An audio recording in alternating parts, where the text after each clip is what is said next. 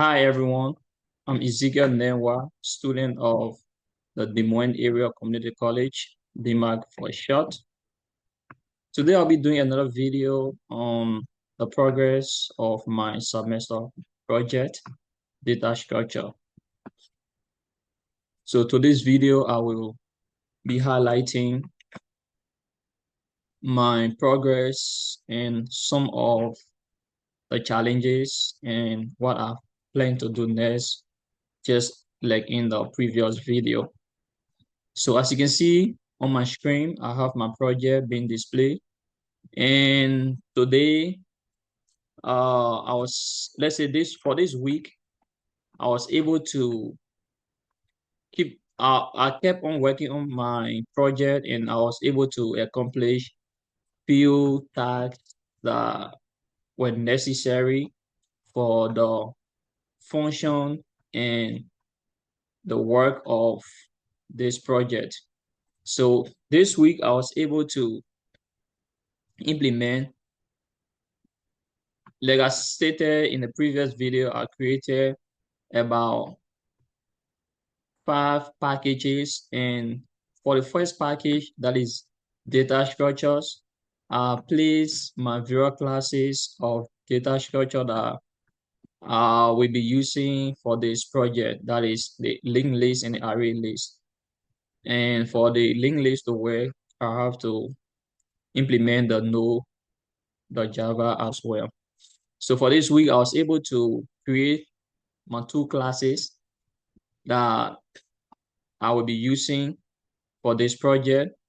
Again, this project is a system management or an event management system. So this will give users the ability to manage event scheduling and attendees information as well. So in my attendee.java class, uh, I have few instance field here. For example, I have the name, email, phone number, and registration time because I'm going to be sorting attendees based on their registration time. And I also have some input validation for email, phone number, and name. So names, email, and phone number have input validation there. So you cannot just put anything anywhere. And again, the system cannot accept null as information. That is to say, if you want to enter the information of the attendees, you have to enter their name, you have to enter their number, you have to enter their email address, and then the system will display when that attendees or were registered. And also, so there you cannot just enter null or blank field, if I would say. So I have my constructor for the attendee object. It also validates the provided name, email, and phone number before setting the value for any validation fails. So I also choose an illegal argument exception for this project. So here I have attendees name, email, phone number. Should be valid input.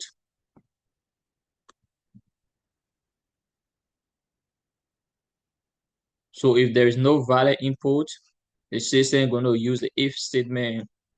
If validation error not equal null, you're going to show an illegal argument exception.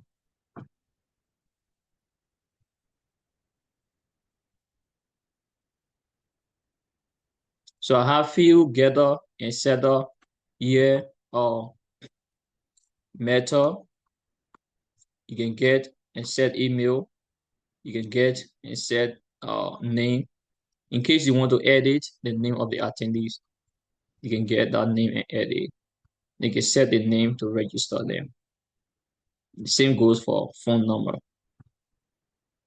with an input validation. there.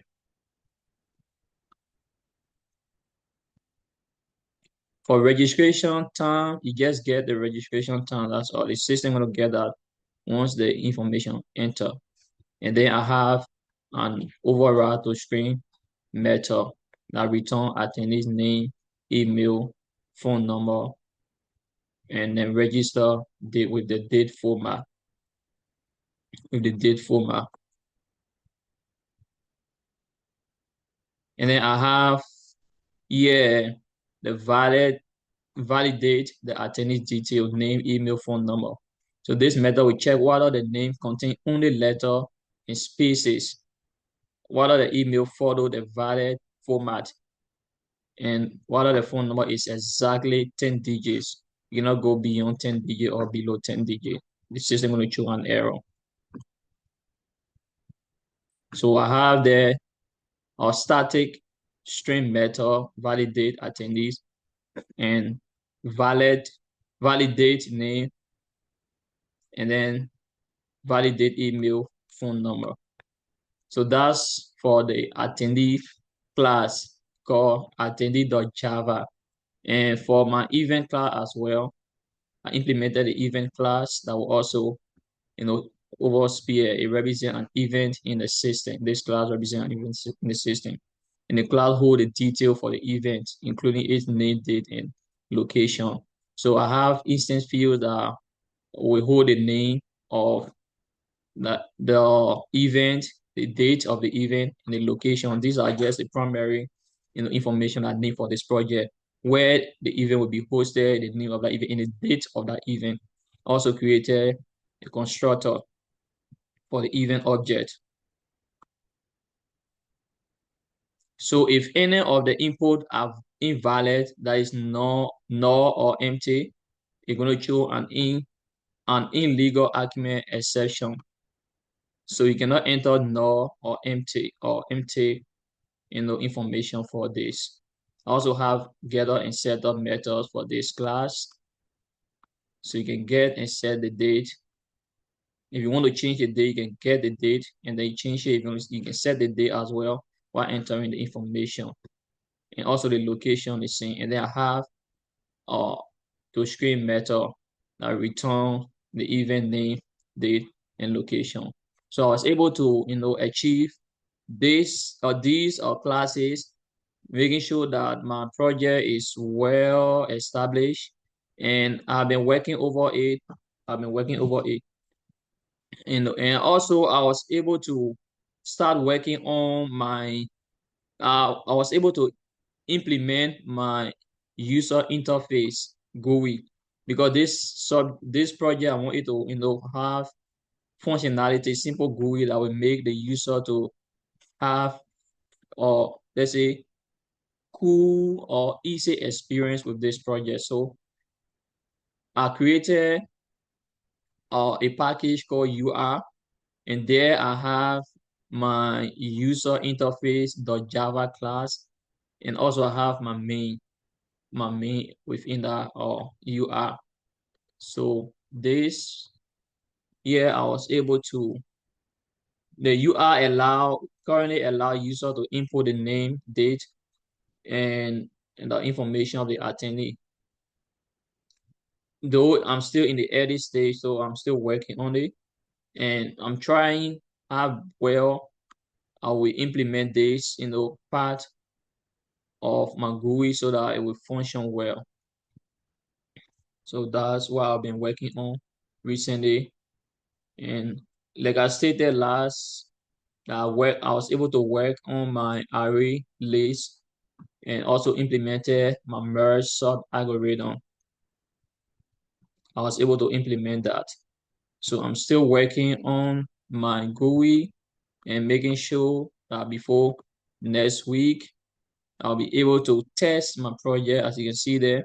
And I have various buttons that will add event, that will add attendees, view event, view attendees, edit, event, delete event, edit attendee, delete attendee, and then sort attendee by their time, by registration time. So I'm still working my semester project, as you can see there. I implemented a Java swing because I'm using uh, GUI component for this project. I have the user interface for the event management using a JFrame. So thank you very much. I will keep you updated on my progress and how far I've gone. And what I will keep doing next is I will keep working on I'll keep working on my project and making some necessary adjustment and also trying to keep my projects simple and staying focused on my project. So by the time I'm approaching the submission date, I'll be able to, I should be able to at least, my project should be able to run successfully and also compile the necessary documentation for this project. So thank you very much. Do have a wonderful day. Bye bye.